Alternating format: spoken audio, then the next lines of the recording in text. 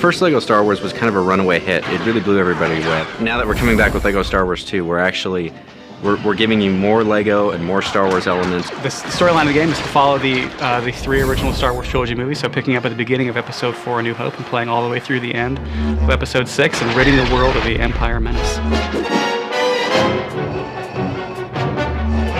Well, the humor is central to the game.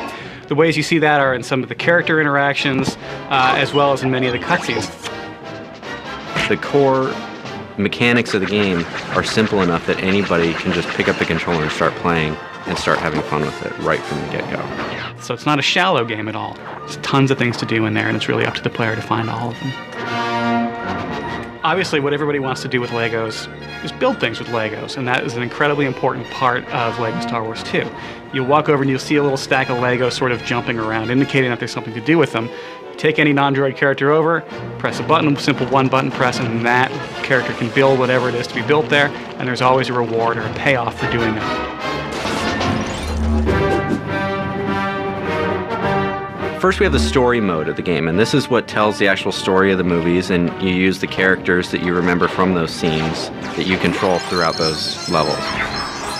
But in addition to that, we have free play mode, and free play mode allows you to sort of play with that and use any characters that you want to play through those levels. You can get in through doors that you wouldn't be able to get to, or find secret hatches, or do all these other things with different characters that you are able to switch to on the fly. There are tons of things to search for and find throughout the game. The levels they're deceivingly simple in a way. You can just sort of play through and blast right through to the end if you want, but if you do that, you're missing out on a lot of what this game is all about. Puzzle solving is definitely central to the experience of playing the game. It's about building something and then using the thing that you've built to get into a different area of the game that you wouldn't be able to reach otherwise.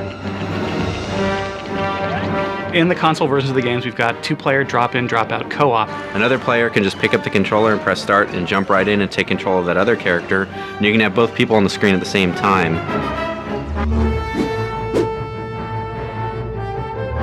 So overall, we've got 18 playable levels in the game through story mode and free play. We have over 50 characters that you're going to unlock throughout the game. Basically, any character you remember from the movies is in the game in one way or another, and you're going to be able to play as them. All the different characters have their own special attacks and special abilities that are really a lot of fun to play with. For example, Chewbacca has a really great special attack where he runs up and jumps on tops of the stormtroopers and pulls their arms out of the socket. In addition to characters, there's also going to be vehicles that you will collect that you actually can even build yourself, but you can also just hop in and take control of them and take them anywhere you want within the level. In addition to the vehicles, we also have creatures that you can hop on and off and ride throughout the level. So the central hub of the game is the Mos Eisley Cantina. This is where you're going to use your studs to purchase unlockable characters or to get hints or cheats that you can use in the game. This is also where the character customizer is. The individual pieces that make up each of those characters, little Lego pieces, will then become available to you in the character customizer for you to mix and match in any way that you want. And literally hundreds of millions of combinations you can do with all these different pieces. Replayability of the game is extremely important. That whole free play element is not there just for you to play the level back through again, but it's actually to encourage you to play it again, to find everything that's baked into these levels that you wouldn't find just playing through in story mode. There's tons of different places to explore. There's lots of little hidden mini games and hidden areas that really encourage you to go back and replay those levels. I think we've added tons of replay value that goes way beyond what was offered in LEGO Star Wars 1.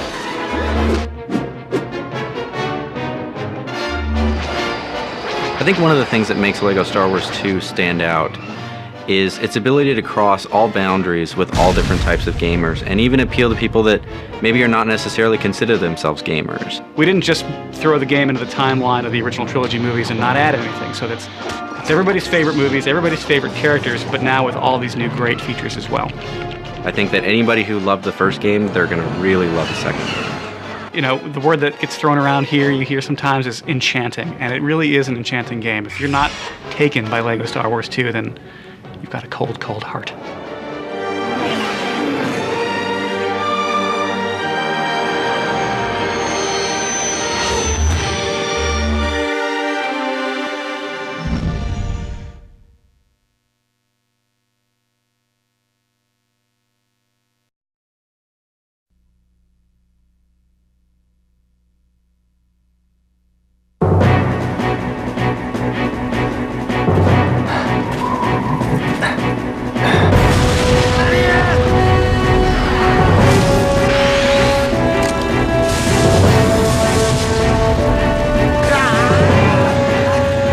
Good things come to those who wait, and if you've been anxiously awaiting the Japanese hit RPG Rogue Galaxy to come to the US, you won't be disappointed.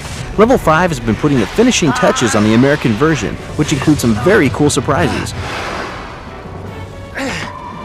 So the backstory of Rogue Galaxy is there is a war going on between these two factions, the Lungardians and the Draxilian armies. And this is over resources that are found throughout the galaxy, or the lack thereof. However, these wars are not the main story. The game starts on a quiet desert planet named Rosa, on the outskirts of the galaxy. There we meet a young man named Jaster, who yearns for adventure. The character that I play, his name is Jaster, and he starts out the game as very much the kid who wants to leave home. Because Rosa is rich with natural resources, a group of pirates comes to the planet and mistakes Jaster for a bounty hunter. So after a strange turn of events, he's recruited and starts his adventures as a pirate.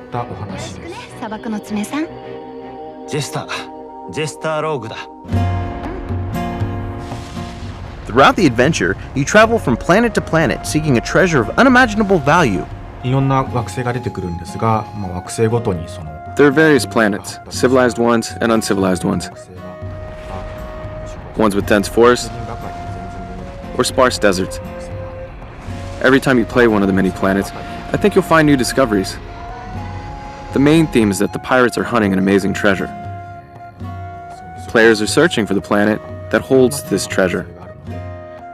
I can't say the name of this planet, but it's a beautiful place.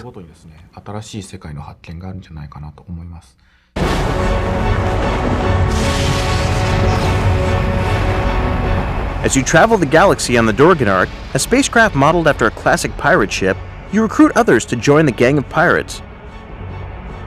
Throughout the journey, you can actually control any of 8 main characters that you have in your party, and you can switch in and out of them, except for Jaster, because he's intricate to the plot line, so you can't take him out of your party. The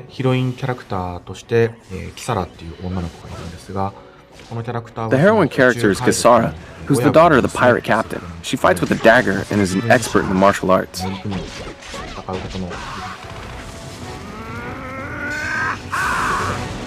My favorite is actually Zegram, who is another hunter that was recruited onto the Dorganark. And he is actually one of the tough pirate types, and he doesn't take crap from anybody, and somebody that never loses his cool, but has like a nice sense of humor, kind of a cynical sense of humor with any situation.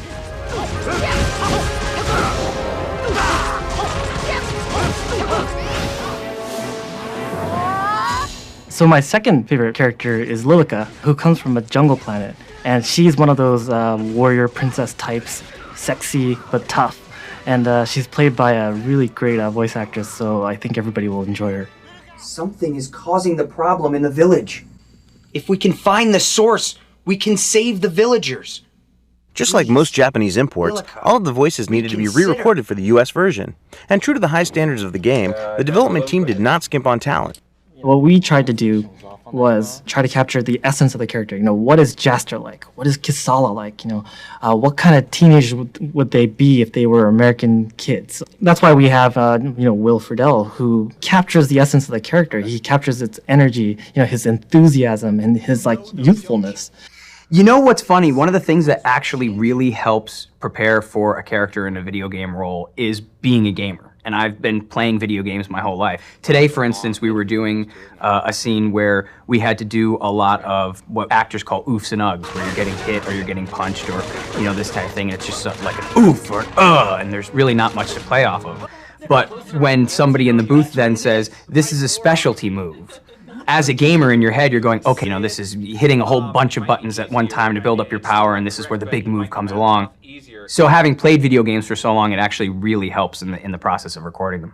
He's just got a nice instinct for, the situations, and he's able to play off of the little cues that we give him. When it comes to voice acting, you only get bits and pieces of the story. He does a really good job in terms of taking that information, processing it, and giving us the reads that we really want. From firing weapons to dodging attacks, Rogue Galaxy features a unique real-time battle system that gives the player full control. The battle system in this game is an action RPG, so you have control over one character at any time during the battle. And you also have 2 other characters in your party that fight alongside you, and you can actually give them commands throughout the battle by using the command system or the suggestion system. And what the suggestion system is, during the course of the battle, they'll actually offer you suggestions. Hey, Jaster, let me use this item. Let me use this special attack. And it's up to the player to allow them to do that or not. It's to kind of give that sense of camaraderie with your party. For the US version, there's actually a new combo system that's been implemented. In the Japanese version, there was a combo system that would appear randomly. But for the US version, they actually changed it up so it's not random. During the battle, the enemies drop these orbs on the ground, and you collect them and fill up your combo meter. And once it's full, you're able to execute your combo manually. So you have control over which character you want to use that combo on.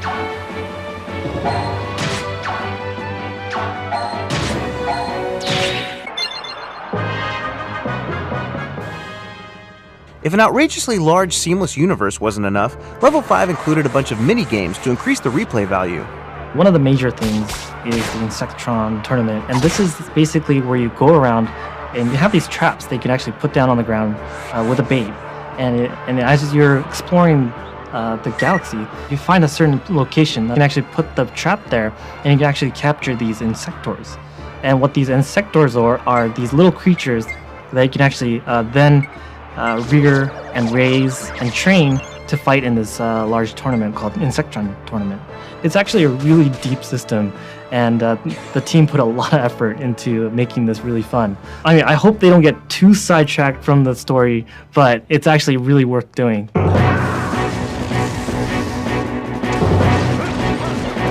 Given the incredible success of this game in Japan, and all the additions and improvements to the US version, Rogue Galaxy is looking to become one of the best RPGs, and it's coming exclusively to the PlayStation 2.